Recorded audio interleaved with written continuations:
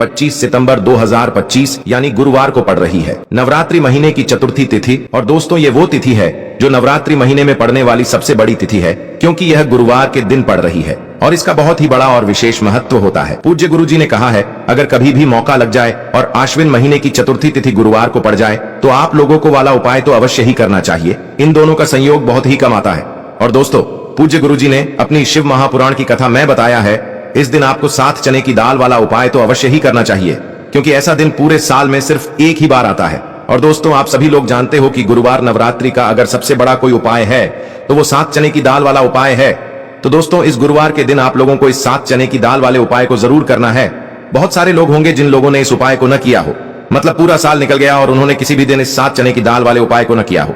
पर दोस्तों, आपके पास एक आखिरी मौका बचा हुआ है, जो कि 25 सितंबर के दिन है। तो इस दिन आप लोगों को इस वाले उपाय को जरूर कर लेना है। भले ही आपने पूरे साल भर इस उपाय को ना किया हो, पर अगर आपने इस अश्विन महीने के चतुर्थी के दिन अगर इस वाले उपाय को कर लिया तो आपको इस उपाय को करने का वो फल मिलेगा जिसकी आपने कभी कल्पना भी नहीं करी होगी। इसीलिए आप लोग इस वाले उपाय को एक बार जरूर कर लेना, ताकि आप लोगों के हाथ से यह मौका ना जा सके और आपको इस उपाय को करने का फल मिल सके।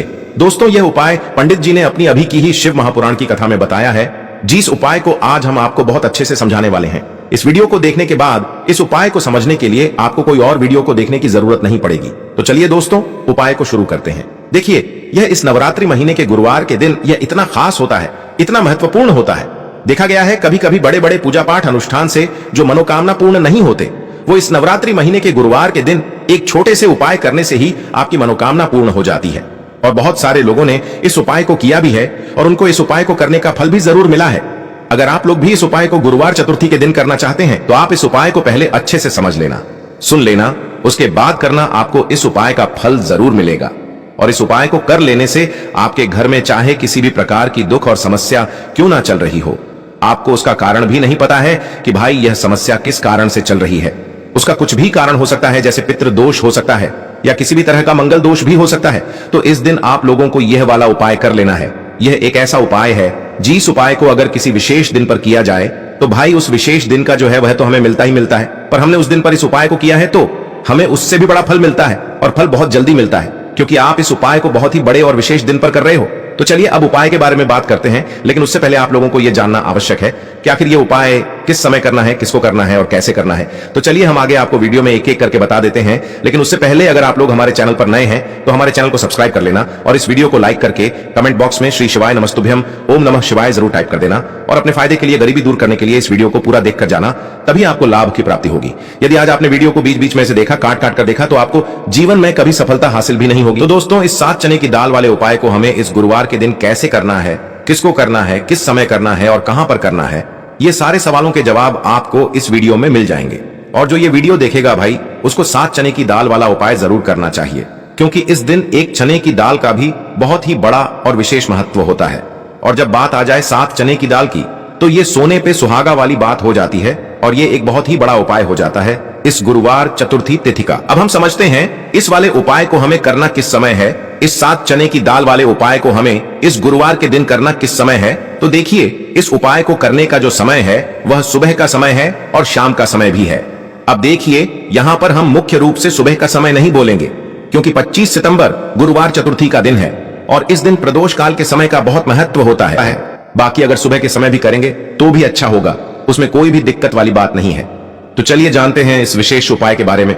लेकिन उससे पहले एक प्रार्थना, अगर आप इस चैनल पर नए हैं तो आप इस वीडियो को लाइक करें, चैनल को सब्सक्राइब करें और कमेंट बॉक्स में आप अपनी राशि या अपना नाम जरूर डाल दें, क्योंकि हम राशि से जुड़ा भाग्य भी बताते हैं और भाग्य में चल रही परेशानियों को दूर करने के लिए वह आसान से आसान उपाय भी बताते हैं। तो चलिए अब हम अपने सबसे पहले उपाय की बात कर लेते हैं।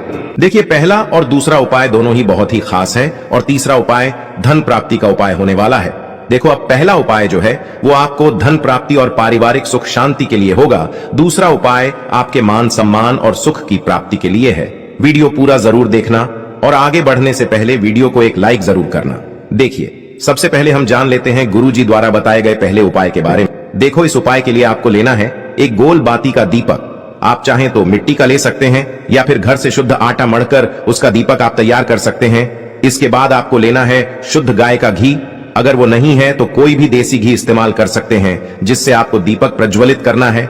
देखो, अब ये सब सामग्री लेकर आपको जाना है प्रदोष काल में आपके घर पर तुलसी जी के घेरे के पास में देखो, ये उपाय तो आपको अवश्य करना है। देखो, वहां पहुंचकर सबसे पहले वो दीपक आपको प्रज्वलित कर देना है और ओम नमो भगवते वासुदेवाय नमः का 11 बार जाप करना है। उसके बाद आपको अपने सीधे हाथ में थोड़ी हल्दी लेकर उस दीपक में अपना नाम और गोत्र बोलते हुए डाल देना है। उसके बाद माता लक्ष्मी से आपको प्रार्थना करना है कि हे महालक्ष्मी, हमारी सभी दुख तकलीफों को दूर करो, हे महादेव, हमारे सब दुख कष्टों को खत्म करो। इस भावना से आपको ये उपाय करना है। चलिए अब बात कर लेते हैं दूसरे उपाय की। दोस्तों, आप सभी जानते हैं कि सोमवार का दिन समर्पित होता है भगवान महादेव को, यानी कि भगवान पार्वती को सोमवार का दिन समर्पित होता है। और जब भी हम शिवलिंग के ऊपर कोई भी उपाय करते हैं तो इससे हमें एक साथ भगवान महादेव की और पार्वती की कृपा प्राप्त हो जाती है। देखिए दोस्तों, गुरुदेव ने बताया है कि सोमवार के दिन किया जाने वाला यह सबसे खास और सर्वश्रेष्ठ उपाय है। 7 चने की दाल लेनी है। देखिए, आप 7 चने की दाल भी ले सकते हैं या फिर 11 भी ले सकते हैं, 21 या फिर 108 चने की दाल भी ले सकते हैं। यदि आप 21 चने की दाल लेते हैं तो यह आपके उपाय के लिए अत्यधिक सर्वोत्तम होता है। तो इस प्रकार से आप कम से कम 7 चने की दाल ले सकते हैं और अधिक से अधिक आप 108 चने की दाल ले सकते हैं। अब देखिए, इसी के साथ में आपको मात्र 1 लोटा शुद्ध जल लेना होगा, तांबे के पात्र के अंदर अपने ही घर से, और साथ ही में आपको मात्र 1 से 2 गू के टुकड़े भी लेने हैं। देखिए, सोमवार का दिन भगवान महादेव को समर्पित होता है। आपको यह जो सारी सामग्रियां हैं, इन्हें लेकर के पहुंच जाना है भगवान शिव के मंदिर में। इस उपाय को आप सुबह से लेकर के शाम तक किसी भी समय में कर सकते हैं, लेकिन यदि आप शाम के समय इस उपाय को करते हैं तो यह उपाय आपके लिए और अधिक सर्वोत्तम होता है। तो यदि आपको प्रदोष काल के समय में समय मिल जाता है तो फिर आप प्रदोष काल में भी कर सकते हैं, या फिर आप पूरे ही दिन में किसी भी समय इस उपाय को कर सकते हैं। देखिए, शिव मंदिर पहुंचने के बाद सबसे पहले तो आपको दक्षिण दिशा में बैठ जाना है। उत्तर दिशा की तरफ आपको अपना मुख कर लेना है। लेकिन यदि शिवालय में भीड़ है, शिव मंदिर में भीड़ है, तो फिर आप किसी भी दिशा में बैठकर इस उपाय को कर सकते हैं। तो देखिए, सबसे पहले आपके पास जो गुड़ के टुकड़े हैं, जो आप गुड़ के टुकड़े लेकर के आए थे, उन्हें आपको शिवलिंग के सामने ही, जो आपके पास एक लोटा जल है, उस पात्र में आपको ये गुड़ के टुकड़े डाल देना है। इसी के साथ में आप जो चने की दाल लेकर के आए थे, चाहे आप 7 चने की दाल लेकर के आए हैं, 11, 21 जितने भी आप चने की दाल लेकर के आए हैं, इस चने की दाल के ऊपर आपको जो आपके पास गुड़ वाला जल आपने तैयार किया है, इसमें से थोड़ा सा जल आपको इस चने की दाल पर डाल लेना है। अब देखिए, आपके पास जो गुड़ वाला जल है, इसमें से सबसे पहले थोड़ा सा जल आपको श्री गणेश जी वाले स्थान पर समर्पित कर देना है। श्री शिवाय नमस्तुभयम इस मंत्र का जाप करते हुए फिर थोड़ा सा जल आपको श्री कार्तिकी जी वाले स्थान पर समर्पित करना है। श्री शिवाय नमस्तुभयम इस मंत्र का जाप करते हुए फिर थोड़ा सा जल आपको माता अशोक सुंदरी वाले स्थान पर भी समर्पित करना है। श्री शिवाय नमस्तुभयम इस मंत्र का जाप करते हुए फिर थोड़ा सा जल आपको माता पार्वती के हस्त कमल पर समर्पित करना है और आपको श्री शिवाय नमस्तुभयम इस मंत्र का जाप कर लेना है। अब देखिए दोस्तों, आपके पास जो थोड़ा सा जल और शेष बचेगा, इसमें से आपको केवल थोड़ा सा जल शिवलिंग पर अर्पित कर देना है और अंत में आपको उस पात्र में थोड़ा सा जल और शेष बचाना है।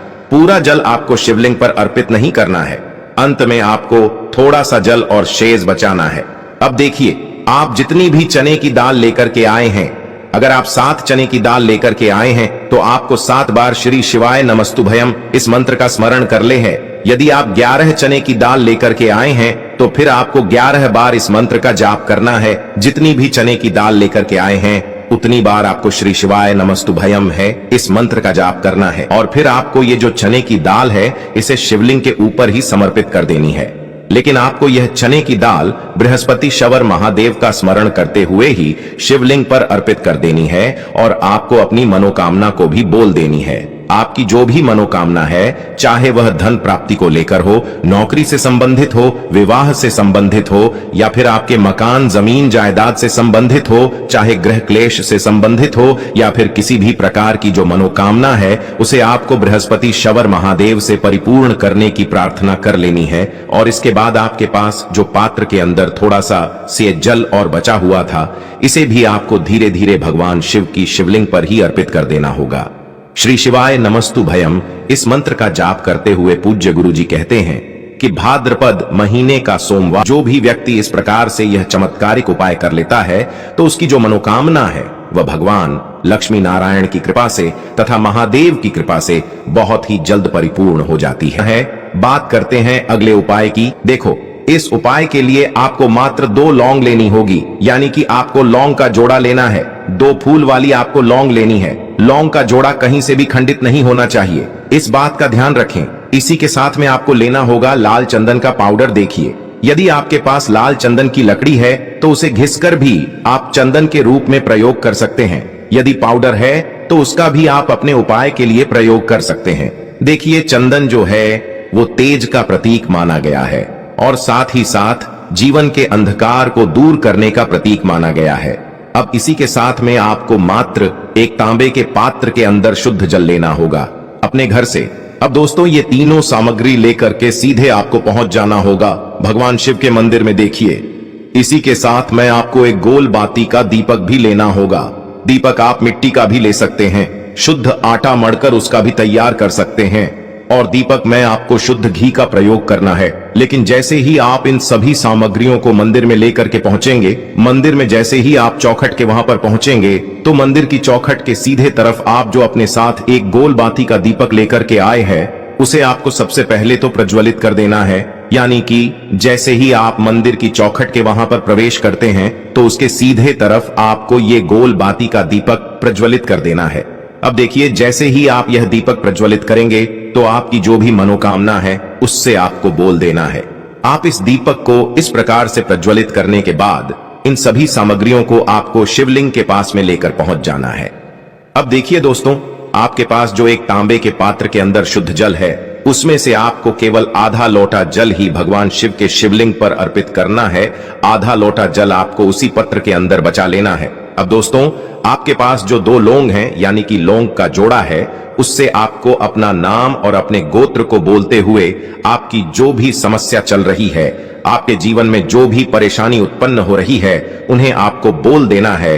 और ये जो लौंग का जोड़ा है, इसे आपको भगवान शिव के शिवलिंग पर अर्पित कर देना है। जैसे आप ये 2 लौंग शिवलिंग पर चढ़ाएंगे तो अपना हाथ जो है वहां पर आपको रखना है और महादेव से आपको प्रार्थना करनी है कि मेरे जीवन की ये जो परेशानियां हैं ये सभी दूर हो जाएं। यानी कि आपके जीवन में धन की संबंधित परेशानी चल रही है, कर्ज की समस्या चल रही है, बच्चों का पढ़ाई लिखाई में मन नहीं लग पा रहा है, घर के जो आर्थिक संकट है वह सभी दूर हो, व्यापार आपका ढंग से नहीं चल पा रहा है, घर में रोग की स्थिति बनी हुई है, यानी कि जिस भी प्रकार की आपकी समस्याएं हैं उसे आपको महादेव से बोल देना है और महादेव से इन सभी समस्याओं को दूर करने के लिए आपको प्रार्थना कर लेनी है। अब देखिए दोस्तों, आपने जो 2 लौंग शिवलिंग पर समर्पित की थी, उससे आपको वहां से उठा लेना है और इन दोनों लौंग को आपको शिवलिंग से उठा करके सीधे उससे जल के पात्र के अंदर डाल देना है।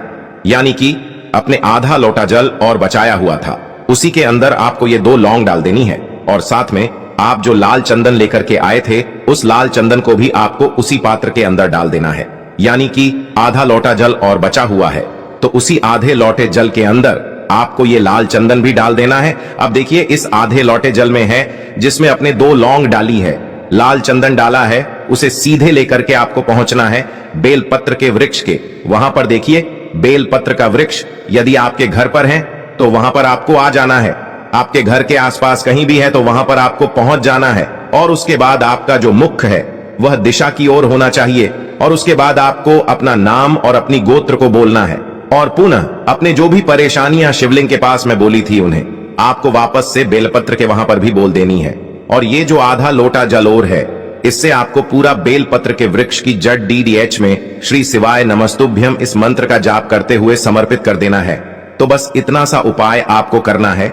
जो भी आपकी परेशानी है, समस्या है, उससे महादेव निश्चित ही दूर करेंगे। अब दोस्तों, हम जान लेते हैं तीसरे चमत्कारी और विशेष उपाय के बारे में। देखिए, ये उपाय बहुत ही चमत्कारी है क्योंकि इस उपाय से आपके जीवन में तेज की वृद्धि होगी, यानी कि जीवन से जितना भी अंधकार ही वो सभी दूर होगा। तो इस उपाय के लिए आपको मात्र एक गुड़ का टुकड़ा लेना है। गुड़ का टुकड़ा आपकी जीवन में तेज की वृद्धि करता है और साथ ही साथ आपके जीवन से जो अंधकार है उसे दूर करता है। इसी के साथ में आपको एक चावल दाना यानी कि अक्षत का दाना लेना है। ये चावल का दाना आपके जीवन में सुख शांति को लेकर के आता है, आपके जीवन में धन की जितनी भी परेशानियां हैं उन्हें समाप्त करता है। इसी के साथ में आपको मात्र एक हरा मूंग लेना है। हरा मूंग जो है वह बुध ग्रह को प्रसन्न करता है।